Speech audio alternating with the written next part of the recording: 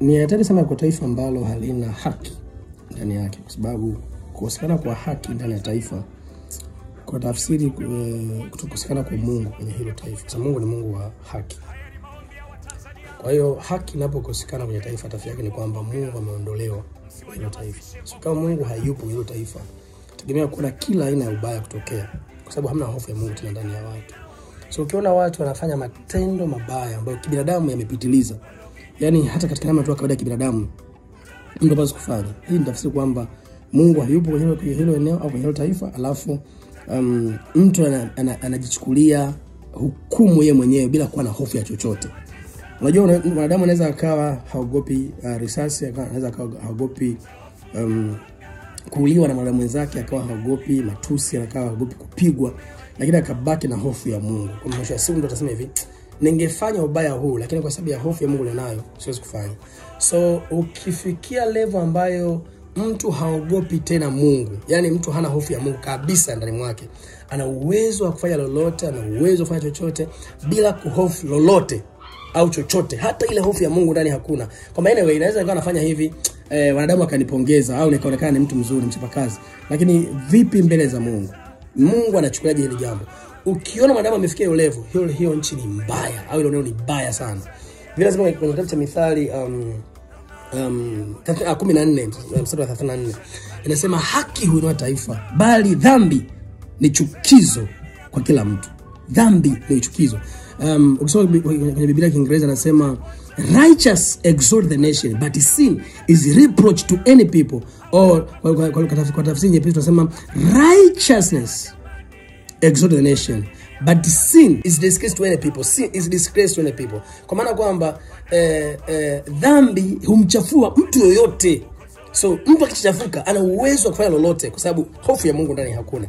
Ana matokeo haya yanayoendelea kwa sasa hivi ni dhahiri kwamba Mungu hayupo kwenye nchi yetu ya Tanzania. Mungu hayupo kwenye viongozi wetu. So wana haki ya kufanya chochote na kufanya lolote bila hofu yoyote.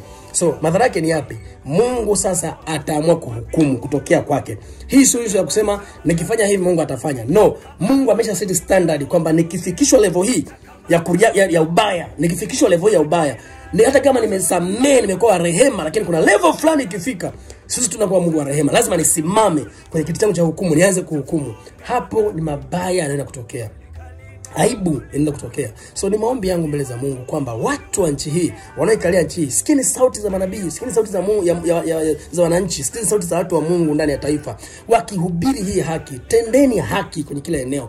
Hatukatai kuna watu wanakosea, haki ifuate mkondo. Kuna sheria kwenye kila makosa. Usichukulie sheria mkononi, kuna sheria kwenye kila kosa.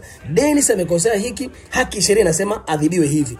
Twendeni hivyo. Lakini hii ya kujichukulia sheria mkononi, kuumizana, kufanyana mabaya, hii ina tafsiri kwamba Mungu hayupo kwenye taifa na hofu hakuna kwenye taifa. Mtu anaweza kufanya lolote na asihukumiwe na yoyote kwa sababu ya kosa lolote. It's very bad. Na kwa watu ambao wanajua reaction za Mungu kwenye mambo kama haya, wanaogopa. Mimi kuna muda natazama hili taifa, natamani hata nahurumia wamama wanaoleta watoto wao kwenye nchi hii. Yaani nahurumia wamama ambao wanajifungua na zao watoto wao kwenye nchi hii. Kuna mchungaji mmoja alikuwa anaongea naye akasema, kulingana na endelea kwenye taifa hili natamani hata nirudishe wanangu tumboni. Can you imagine that? Sisi tumefikia level ambayo wazazi wanajuta hata kuzaa watoto wao kwa sababu wanaona kabisa kwamba wanawaleta kwenye nchi ambayo huko mbele anaenda kutokea ni mabaya. Hofu ya Mungu ikikosekana mahali, mwanadamu anaweza kufanya lolote lile, na mwisho siku madhara ni makubwa kuliko ambavyo mje kuona. Amani tulionayo ni tunu, tuilindeni hii amani kwa gharama zozote. Tutakapofika mahali na kuacha Mungu ahukumu, hukumu ya Mungu ni mbaya kuliko chochote. Mungu anaweza kafutilia mbali hata watu ambao hawahusiki, yeye mwenyewe anajua anaenda kuwatuza. So duniani hapa tunaweza kufutilia mbali wote tukapotezwa, afu Mungu anajua walio wake. Hawa ni adhabu yangu imewapitia tu, lakini deep down hawana makosa. Tusifikie hapo. Tumheshimu ni Mungu, tufanyeni mapenzi ya Mungu, alafu tuone kile Mungu atafanya. Bado tuna nafasi nzuri ya kurekebisha makosa tuliyokosea na kuweza kuendana sawa sana vile Mungu anataka. Hatuna sababu ya kuoneana, hatuna sababu ya kuumizana. Tuna kila sababu ya kulindiana heshima, kila mmoja, ubinadamu kwanza kabla mambo mengine yote. Kuna level ambapo mwanadamu akifikishwa ya mwisho kabisa anaweza kubadilika na kuwa mnyama. Hiyo level ni mbaya. Tusiombe kufika hapo. Ni wito wangu wa Tanzania, tuendelee kumuomba Mungu aendelee kushikilia hii amani tulionayo. Mabaya yasiipate nchi yetu. Shalom na Bidens Tanzania. Bye bye.